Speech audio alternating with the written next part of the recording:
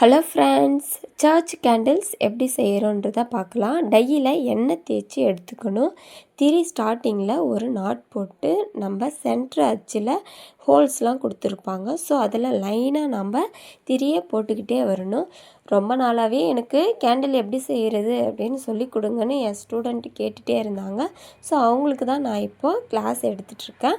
நான் சொன்ன மாதிரியே அழகாக திரியை போட்டுட்டு வந்துட்டாங்க. ஸோ திரி ஃபினிஷிங்காக நம்ம லாஸ்ட்டாக ஒரு நாட் போட்டு க்ளோஸ் பண்ணிடணும்.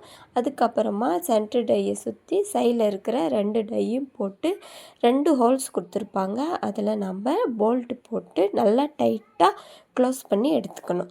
சொன்ன மாதிரியே கரெக்டாக போல்ட்டை போட்டு டைட்டாக க்ளோஸ் பண்ணிடணும்.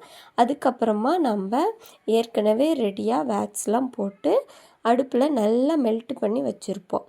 ஸோ அதை ரெடி ஆன உடனே நம்ம திரி போட்டு வச்சுருந்த டையில் ஒரு கிளாஸில் கொஞ்சம் கொஞ்சமாக ஊற்றி அப்படியே எல்லா ஹோல்ஸ்லேயும் நம்ம கொஞ்சம் கொஞ்சமாக ஊற்றிக்கிட்டே வரணும்.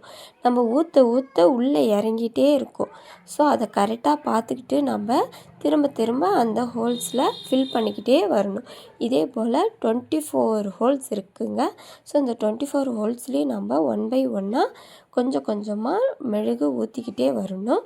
ஸோ அதை லாஸ்ட்டாக நம்ம தண்ணியில் போட்டு கொஞ்சம் நேரம் ஆற வச்சுட்டு அதுக்கப்புறமா மேலே இருந்த திரியை கட் பண்ணி எடுத்தாச்சு. இப்போ நம்ம பாக்ஸை ஓப்பன் பண்ணி எடுத்தோன்னா எல்லாத்தையும் அழகாக ரெடி ஆகிடுச்சுங்க.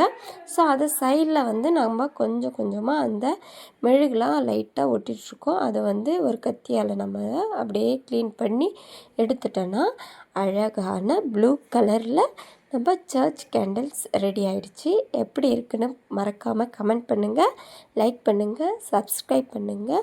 ஸோ நெக்ஸ்ட்டு நம்ம ஒரு ஃப்ளவர் ஊற்றியிருந்தோம். அந்த ஃப்ளவர் நம்ம ஆறிடுச்சு அப்படின்னு சொல்லிட்டு ஓப்பன் பண்ணங்க. கடைசியில் ஆறவே இல்லை, திரி அப்படியே எடுத்துகிட்டு வந்துடுச்சுங்க. ஸோ ஒரு பூ வேஸ்ட் ஆகிடுச்சே அப்படின்னு ரொம்ப கஷ்டமாயிடுச்சு. ஸோ அதே ஹோல்ஸில் நம்ம திரும்பவும் திரியை போட்டு அப்படியே மேனேஜ் பண்ணி பூவை ரெடி